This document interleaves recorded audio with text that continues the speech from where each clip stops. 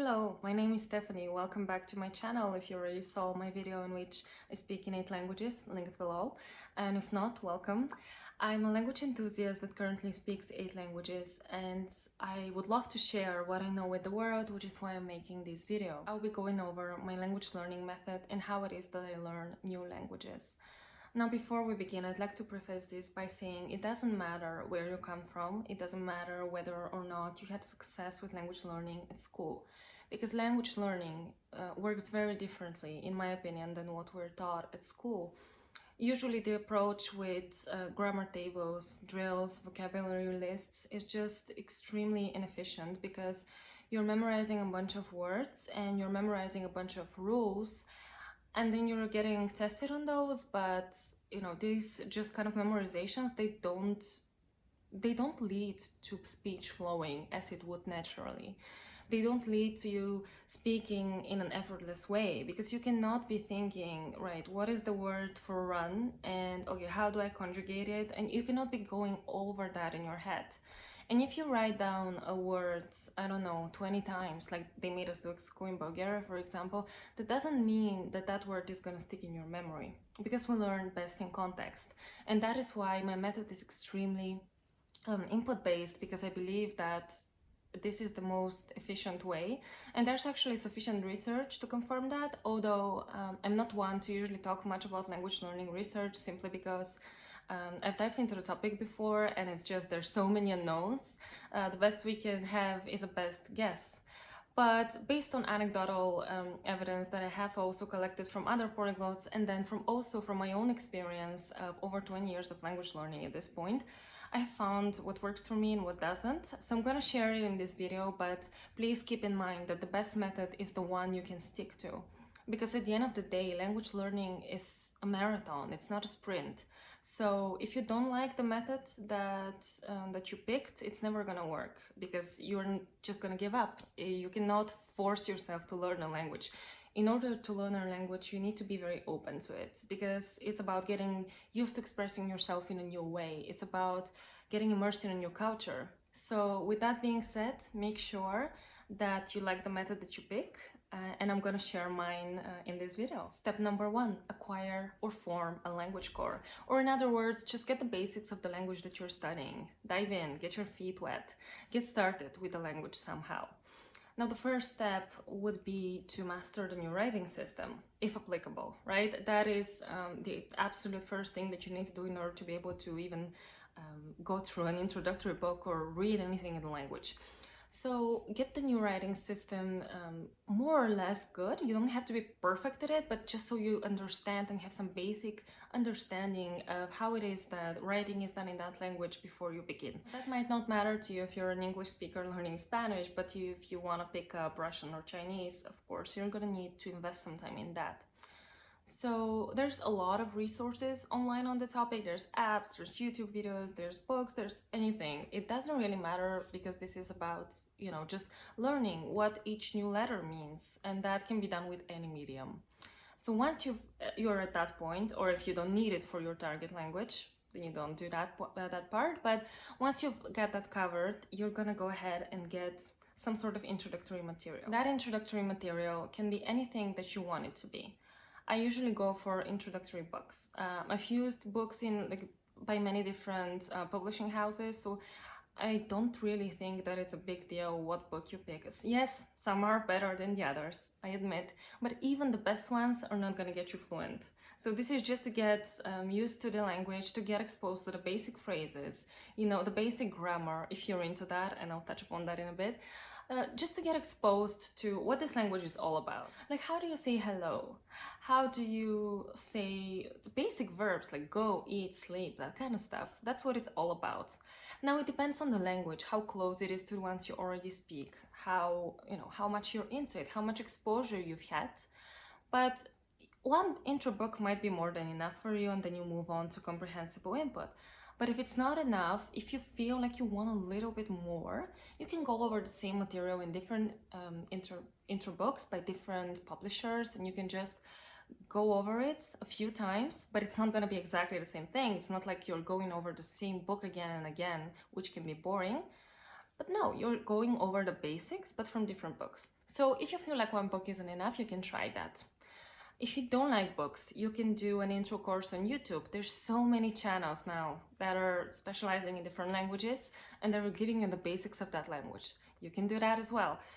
If you want, you can also get perhaps some intro podcast. If you're very an auditory learning person, you can also do that. Get a podcast. You can also check out a website.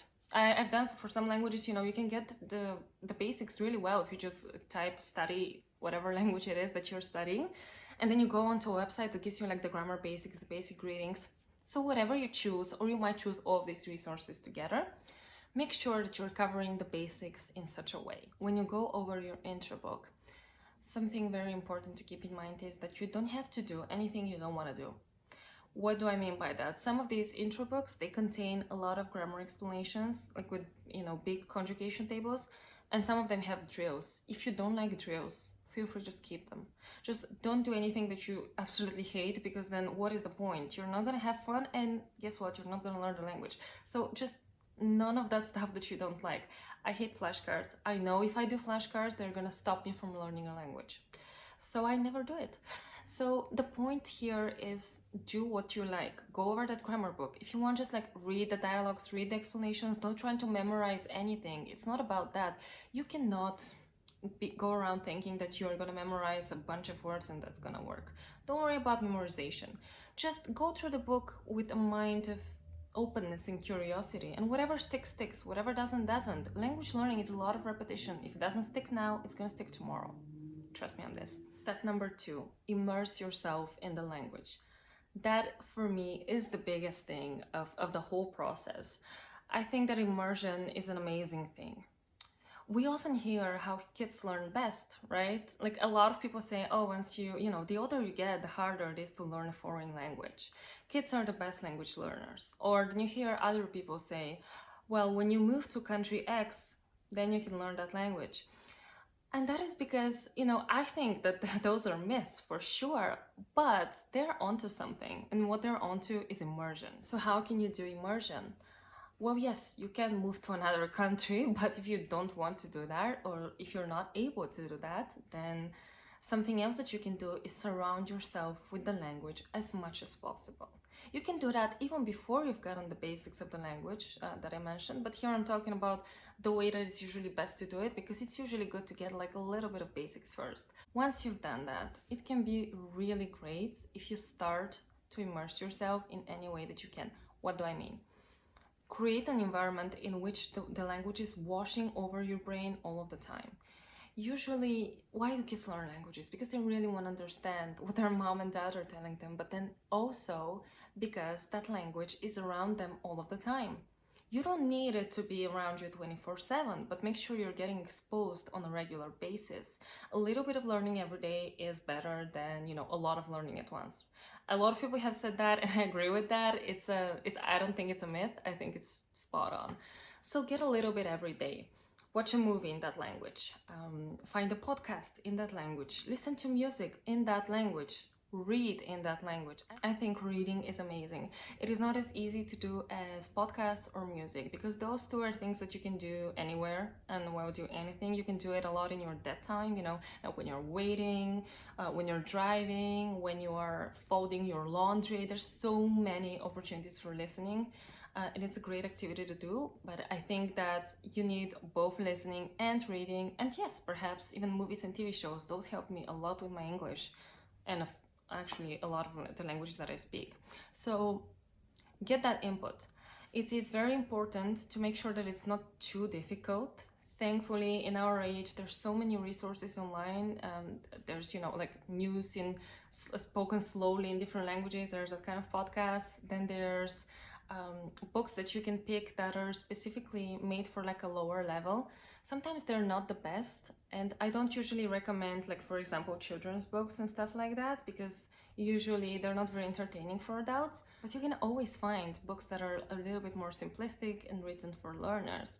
And then with TV shows, you can also do that, choose whether to start with subtitles in your own language or in the target language. I don't think it matters that much. I could do whole videos on each of these tips that I'm giving for immersion, and I will. But in the beginning, just start with something, with anything.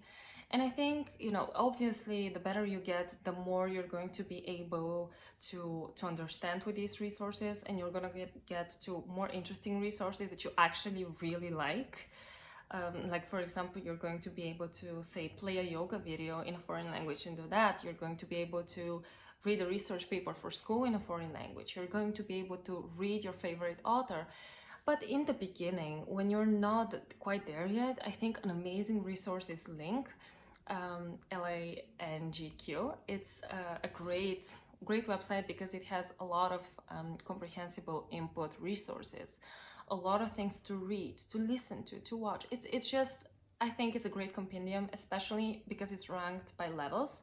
So if you're a lower level in a certain language, you can get for as low as like the A1 level, according to the Common Language Framework, you can get resources for that. So check it out in the description below. I think it's a very good resource to get you started. And then go ahead and read any book you want in that language. Listen to podcasts on topics that interest you. Watch movies dubbed in your new language or that were made originally in the country. Really, the sky's the limit, and you can pick whatever you want to. But this is great, the reason I think it's great is because that way you get vocabulary in context. So remember when I said about the intro book that you don't need to try to remember the grammar rules or the vocabulary. This is because this type of learning, input-based learning through resources that interest you and that are just a little bit challenging for you above your current level of comprehension, that is how you can learn vocabulary and grammar. Because vocabulary is best learned in context, 100%. You're gonna memorize a word better if you see it in a sentence as opposed to written on a flashcard.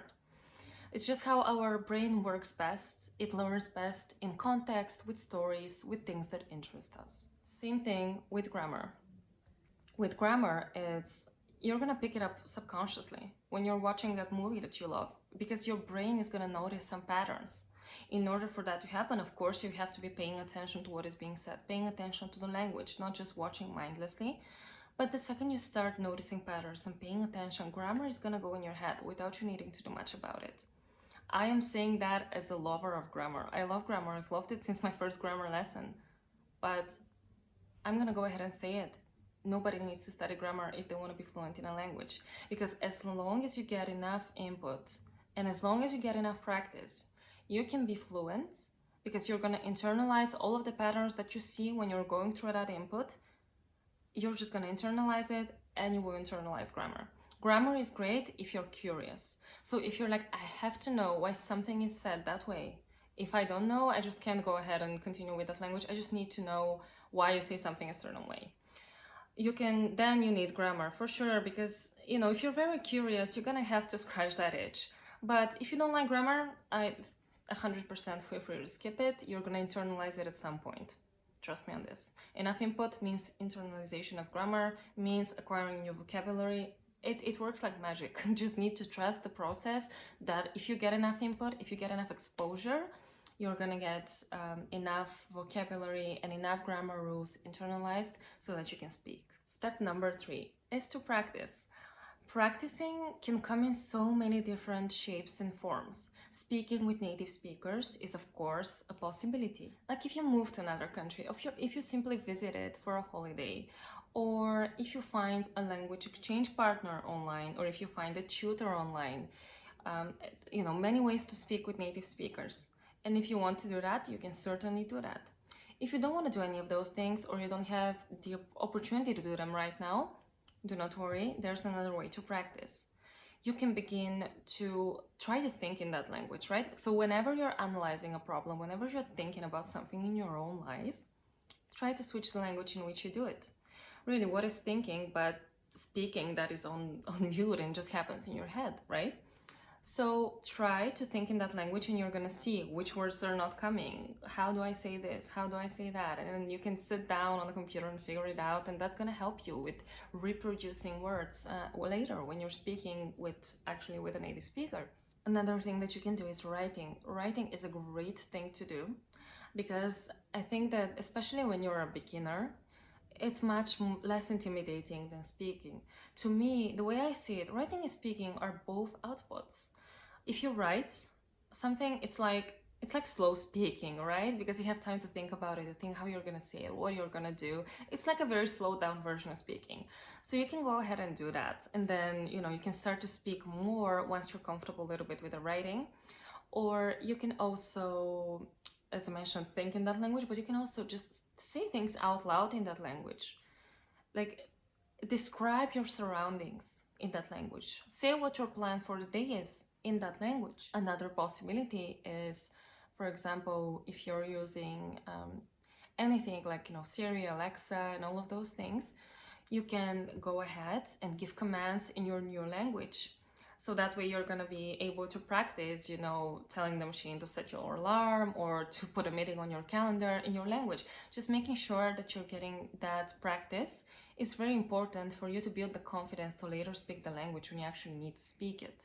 So yeah, whatever you decide to do, whether you decide to write short stories or, for example, repeat certain phrases or listen to a podcast and then pause it and then give the answer as if the question is being asked to you, is also a very good way to practice speaking. Whatever you choose, whether it is with other speakers or whether it is by yourself, there's many options. Make sure you get some output so that you can feel confident when you actually need to use the language. So there you have it. That was a quick overview of my language learning method that I have used to learn 7 languages at this point. Now I realize that a lot of the things that are mentioned are very meaty topics within themselves, and I'm probably gonna make I'm gonna need to make a video for each of those and going in detail describing how do I read, how do I watch a TV show, like what extensions do I recommend for Netflix if you're into language learning with that, what channels on YouTube do I recommend, what books, like what strategies and all of that. So I'm going to be going deeper into all of those topics in future videos, but I really wanted to start with this video because it outlines my 3 steps, right? It outlines like get the basics, get input, and then do some outputs. Now, it doesn't have to be in that order exactly. You can start with the output whenever you want. I'm not a fan of speaking from day one just because I like to get input first, but if you want to try your head at speaking from day one because that's what motivates you, go for it. But in general, I'd say that it's good to follow that pattern because at least it's very good to have the basics before you begin with, interesting materials and input like reading books and watching movies, and before you begin speaking with native speakers. I think it's good to have that base and to have that formed before you dive into all of those things. So that being said, let me know if you like the video and do ask me your questions in the comments because I do realize that, given an overview of the method, there might still be a lot of questions unanswered. So like and subscribe if you like this video and if you'd like to see more from me on that topic. And of course, feel free to share this video with anybody that you think might benefit from it. So thank you for watching. I hope that this was helpful and I hope to continue helping with videos like this. And if you haven't seen my video in which I describe my language learning journey and how I came to learn all of those languages, check it out and I will see you next time. Bye bye.